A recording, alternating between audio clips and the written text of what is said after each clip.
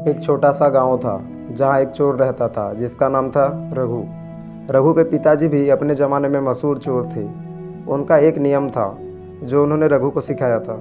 कभी धार्मिक स्थान या मंदिर से चोरी मत करना, और अगर कभी पकड़े जाओ तो कबूल मत करना कि मैंने चोरी की है।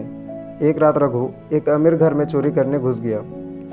अंधेरा था, लेकिन उसकी आंखें रात के साये में सब देख लेती थी। जैसे ही उसने एक सोने का हार उठाया, घर के मालिक जाग गए और चोर चोर चिल्लाने की आवाज़ गूंज उठी। रघु के पैरों तले जमीन खिसक गई। वो भागा, पर गांव के सैनिक पीछे पड़ गई।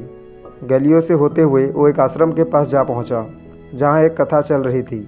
लोग बैठकर देवी देवताओं की कहानियां सुन रहे थे।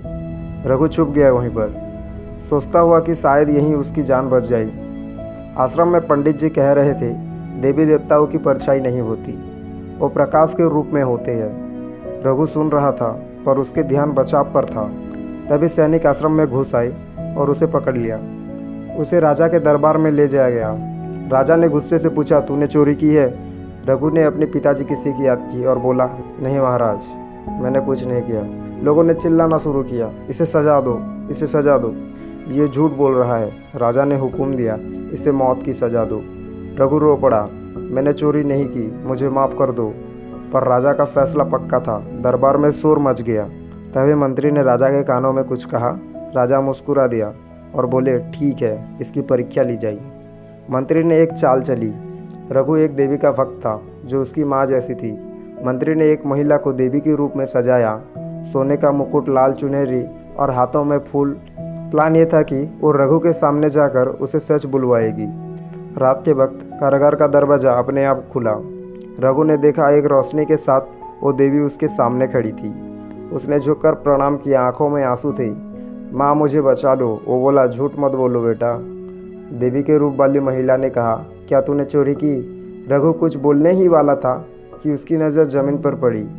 एक मशाल जल रही थी और उसकी रोशनी में देवी की परछाई दिखाई दी। रघु चौंक गया। उसने पंडित जी की बात याद की, देवी देवताओं की तो परछाई नहीं होती। उसने तुरंत समझ लिया कि ये चाल है। उसने गहरी सांस ली और बोला, नहीं माँ, मैंने चोरी नहीं की। ये सुनते ही मंत्री और राजा हैरान रह गए। उन्हें लगा था रघु सच बोल देगा, पर उसने अपनी बुद्धि से बाजी पलट दी। राजा ने सोचा, ये चोर चतुर है, इसे सजा देना व्यर्थ है, ये सच ही बोल रहा होगा। उन्होंने उसे बाइज्जत रिहा कर दिया। रघु जब कारागार से बाहर आया, उसने सोचा, ये ज़िंदगी मुझे कहाँ ले आई। पिताजी के रास्ते ने मुझे सिर्फ संकट दिया। उस दिन से उसने चोरी का काम छोड़ दिया। वो आश्रम में रहने लगा, कथा सुनने लगा और धीरे धीरे धार्मिक रास्ते पर चल पड़ा। लोग उसे सुधरा चोर कहने लगे और वो शांति से जीवन बिताने लगा।